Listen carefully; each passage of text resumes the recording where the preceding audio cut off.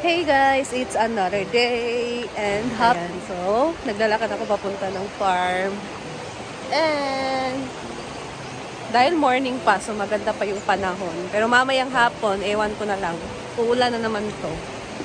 But anyway, hello sa inyong lahat. And another day, another vlog. Nag-iisip pa ako guys kung ano yung lulutuin ko for merienda later. Ayan.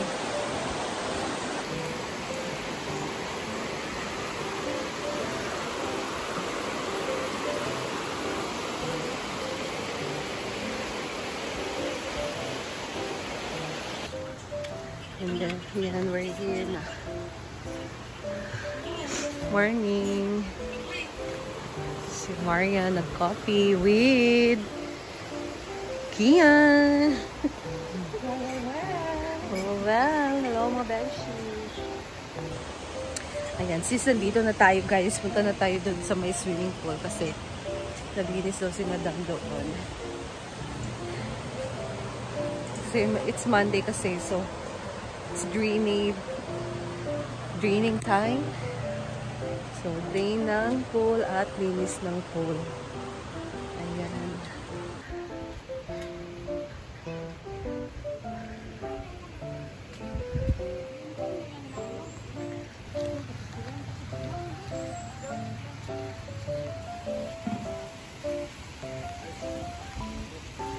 So, ayan guys. Tapos na silang maglinis and hindi pa pala. Nagpa-drain pa ng water guys. Hindi pa pala tapos dito na nilinis. It's linis time. So, dito tayo. Explore lang talaga ani. Dito na magana.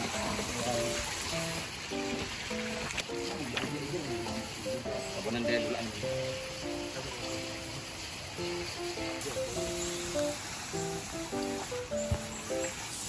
Pupunta pa gawas kaya harang.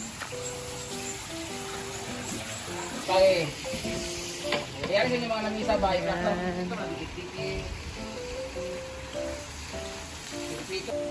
Ang ganda ng mga bougainvillea guys. Tingnan nyo, namumulaklak na sila. Isa-isa na silang namumulaklak. Ayan. Ganda. Lalo na pag silang lahat na dito, wala pang mga flower masyado. So, doon sa likod, ang ganda.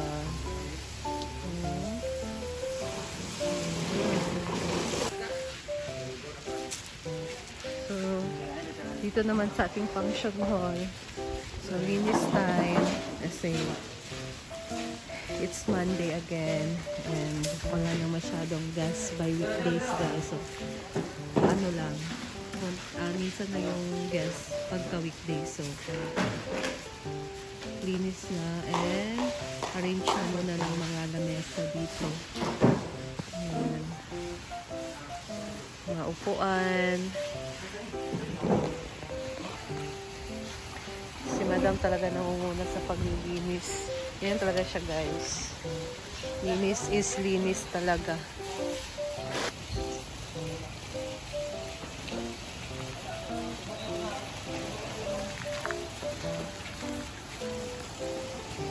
So dito pala nilagay ang upuan guys. So, nilagay na muna siya dito kasi naglinis pa.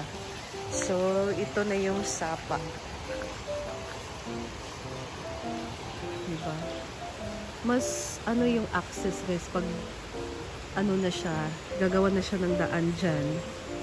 Diba? Mas mabilis na yung access papunta dito.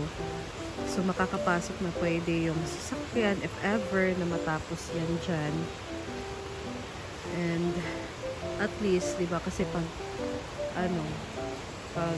merong pinapagawa si Madam dito, lalo na yung mga materyales, ay hinahakot pa talaga.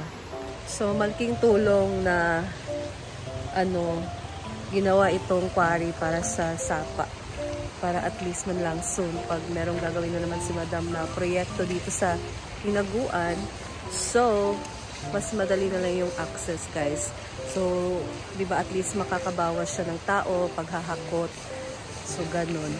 And hopefully, mabigyan talaga siya dyan ng daan. para soon. Ganun.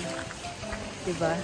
Ayan guys, so balik na muna tayo doon sa farmhouse since hindi ako nag breakfast guys kasi gusto ko nang mag-diet. Feeling ko bumibigat na naman ako. So ito talaga yung usually na mafe-feel ko pagka tumataba na guys. Bumibigat, parang feeling ko bumibigat. Pero yung iba sinasabi, okay lang daw yung katawan ko, hindi naman daw ako mataba. Pero, hindi. You don't know the real story, char. So, bumibigat na kasi yung pakiramdam ko. And, parang yung pisngi ko, lumalaki na din siya guys. So, I need to, control myself. Control.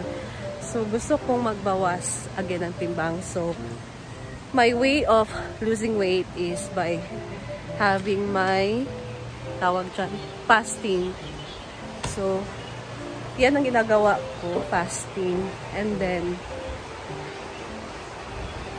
fasting 8-16. So, bali, 8 hours akong pwedeng kumain, tapos 16 hours na hindi ako pwedeng kumain. And, my time is 11 a.m.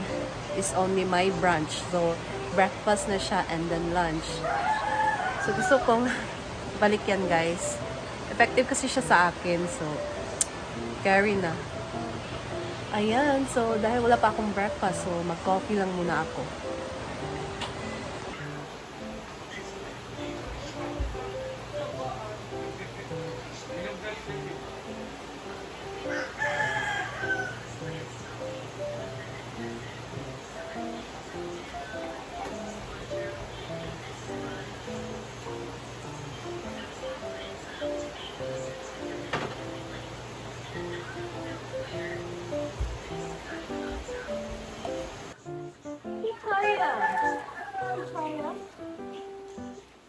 So, black coffee lang muna ako. And then, yung dahilan kasi ng pagtaba ko, guys, or yung feeling ko talaga ng pagtaba ko, is dahil sa soft drinks. Kasi dito sa farm, always nandiyan sila yung soft drinks, guys. So, I need to control myself by pigilan ng sarili, iwasan ang matatamis na inumin, diba?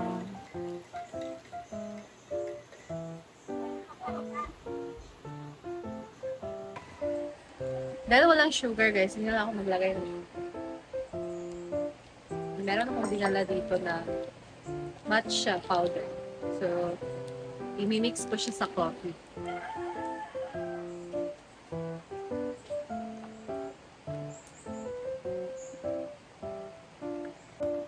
Ayan.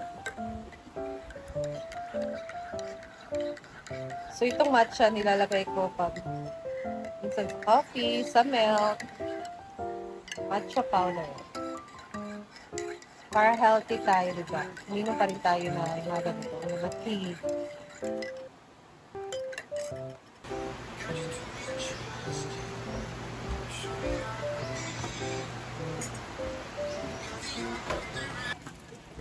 May tilapia harvest. So, lilinisan na siya for ating tanghalian. Oy, tingnan mo lagayan. Harvest na din.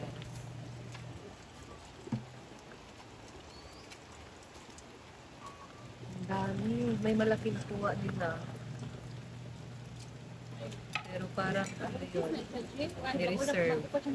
Reserve. So, ayan, medyo may mga maliit dito and ito naman malalaki. So, ano sila guys? Dalawang kulay, orange and regular lang na kulay. Eh, dami pa. Dali, mago ka rin.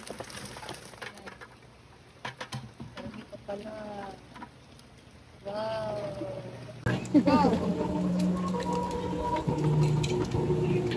Ano ba na sa yung karoon ang mga tilapia?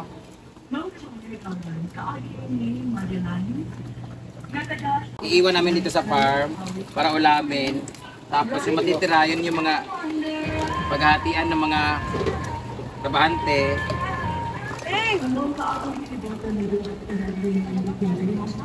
Pero ni kaya.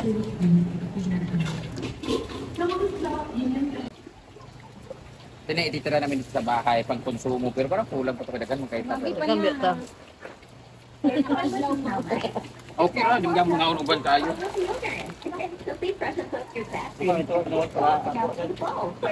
Dagan pa sa tayo.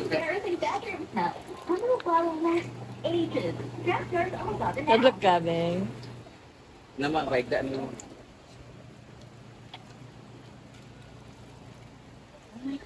Aga.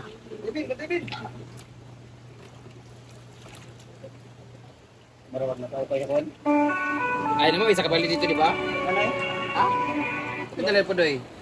Ano na ni, ko naman. Iwasan no. Wala isa tanan dalal po doy? Dolo ka ni Kamalde? Dagan naman kaya ito wala. Oh.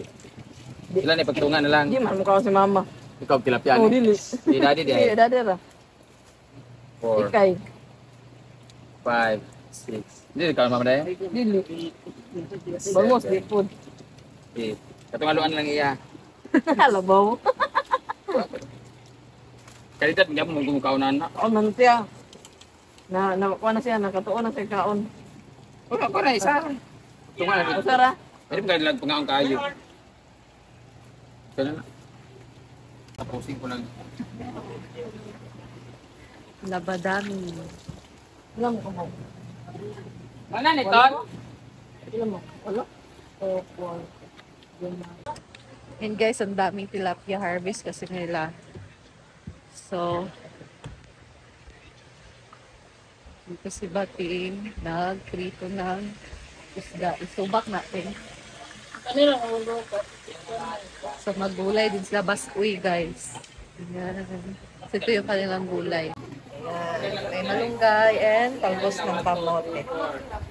Ayan, guys. And thank you so much for watching. Nandito lang muna ako. So, bye! See you again sa aking next video.